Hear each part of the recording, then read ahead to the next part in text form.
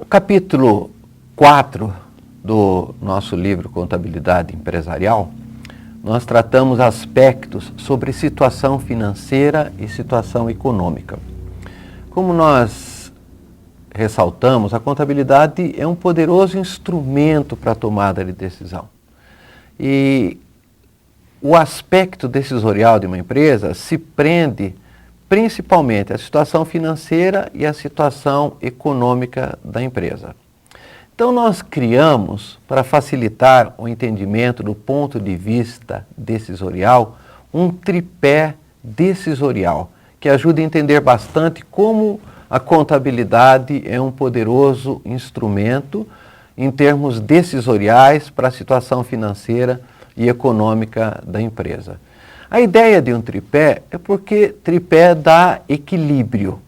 Então nós preparamos nessa transparência que estamos mostrando o que é a situação financeira, o que é a situação econômica de uma empresa, e para formar o tripé nós tratamos do endividamento.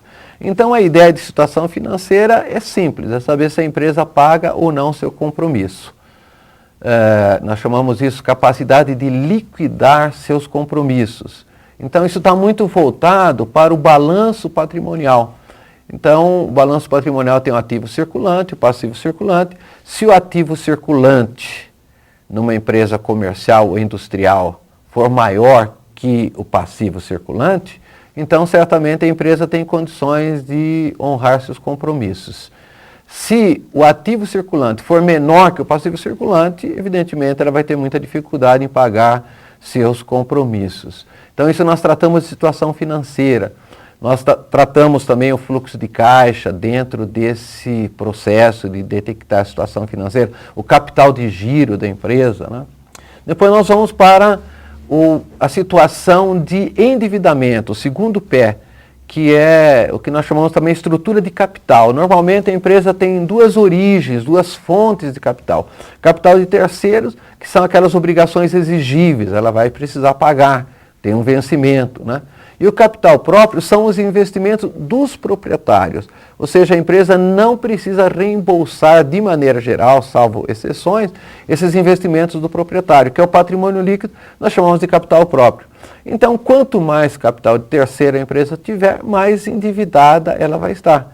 Então, nesse caso, nós analisamos o potencial que uma empresa tem de obter capital próprio e de terceiro sem trazer um enfraquecimento. Quando nós falamos de endividamento, nós temos dois ângulos, a qualidade e a quantidade do endividamento.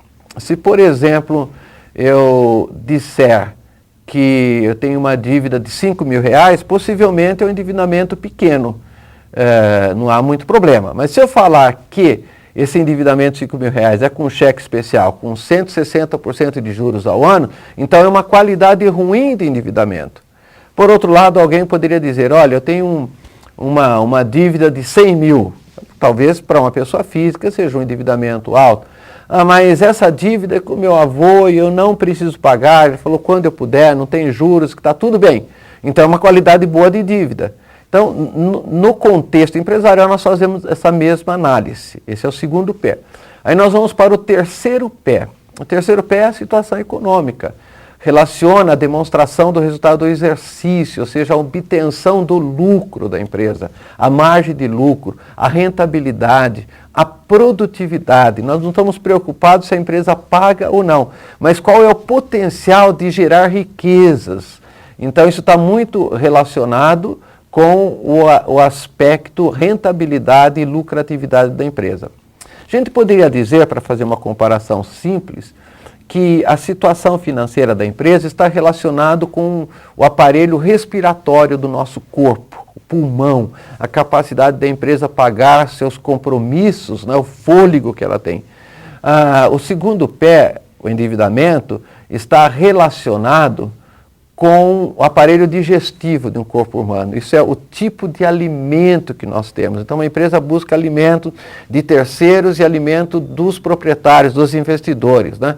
Muitas vezes, esse alimento de terceiros são alimentos ruins, porque são dívidas com juros altos, de endividamento mal feito, e isso vai trazer problemas para a empresa, né?